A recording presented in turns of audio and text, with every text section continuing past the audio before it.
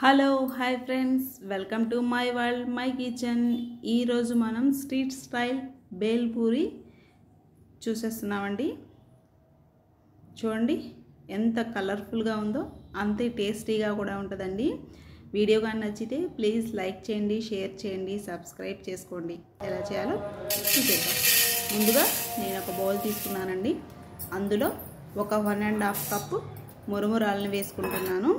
ఆ తర్వాత ఒక పెద్ద సైజు టమాటాని సన్నగా తరిగి వేసుకుంటున్నానండి. అలాగే ఒక ఉల్లిగడ్డ ముక్కలు కూడా వేసుకుంటున్నాను. ఆ తర్వాత క్యాప్సికమ్, అలాగే సన్నగా తరిగిన పచ్చిమిర్చి, ఆ తర్వాత 1 స్పూన్ సాల్ట్, అలాగే ఒక 1/2 స్పూన్ కారం వేసుకుంటున్నానండి. ఆ తర్వాత ఇందులో మనం చాట్ మసాలా వేసుకుంటున్నామండి. ఒక 1/2 స్పూన్ చాట్ మసాలా.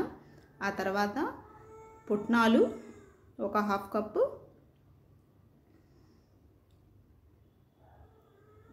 ఆ తర్వాత మనం ముందుగా పల్లీల్ని బాగా ఫ్రై చేసుకొని పొట్టు తీసి పక్కన పెట్టుకున్నాం కదండి, అవి కూడా వీటిలో వేసుకుంటున్నాం.